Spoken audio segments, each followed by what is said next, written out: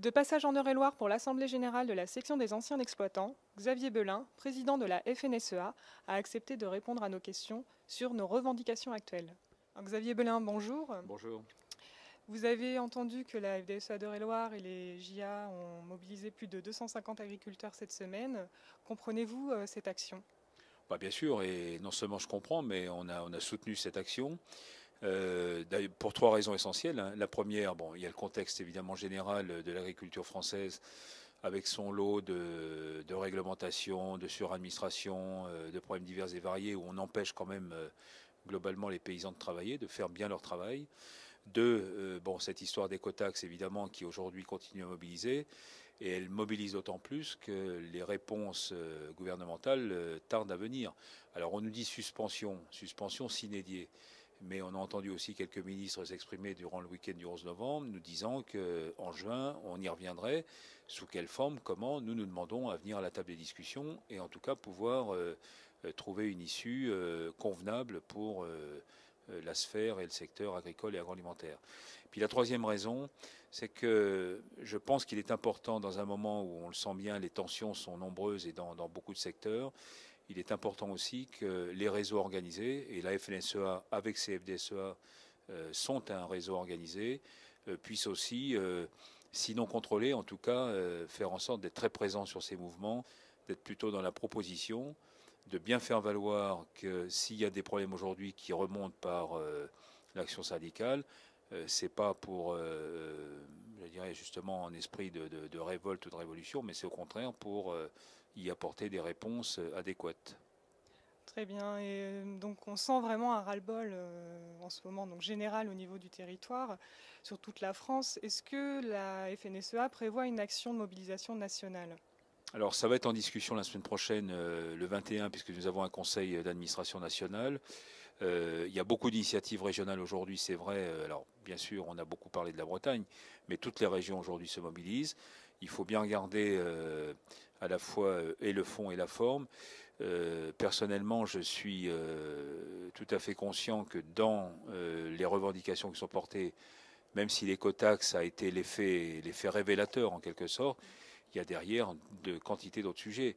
La compétitivité de nos propres exploitations, la compétitivité de la filière, les questions environnementales par exemple, la directive nitrate et son application, les tracasseries administratives, les lenteurs administratives. Bon, tout ça fait beaucoup de sujets sur lesquels nous devons aujourd'hui être en capacité non seulement de bien les appréhender, ces sujets, mais d'y apporter des réponses qui doivent venir quand même pour partie de la puissance publique.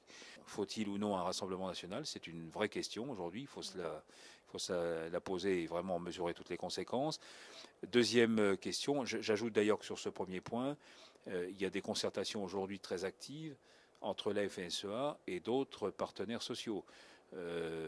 C'est vrai au plan national comme au plan régional. Ça montre bien quand même que la question n'est pas simplement du côté de l'agriculture aujourd'hui.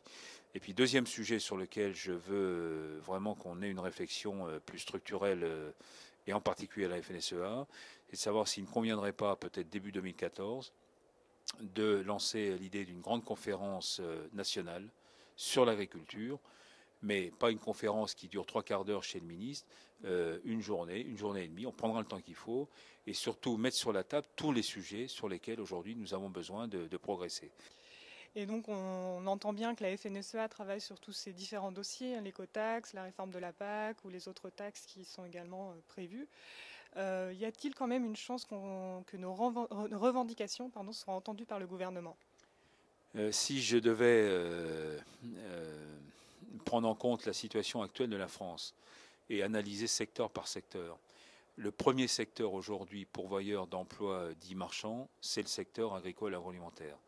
Si je regarde l'activité dans nos territoires, et pas que nos territoires ruraux, mais nos territoires, département d'Eure-et-Loire, région centre, sud Île-de-France, vous retirez aujourd'hui, ou en tout cas vous amputez une partie de l'activité agricole avec tout ce qu'elle génère dans l'agrofourniture, dans l'agroalimentaire, dans les services qui sont directement connectés. Enfin, où est l'activité dans ces territoires?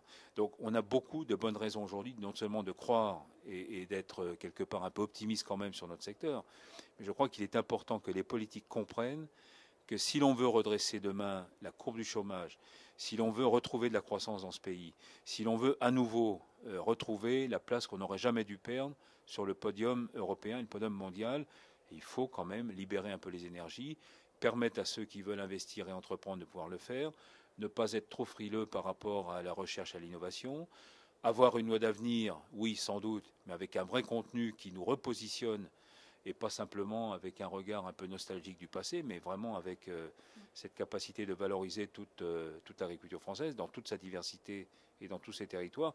Le potentiel est là. Alors encore une fois, je ne vais pas mettre en cause essentiellement la puissance publique. Je crois que c'est une démarche un peu collégiale et un peu collective qu'il nous faut.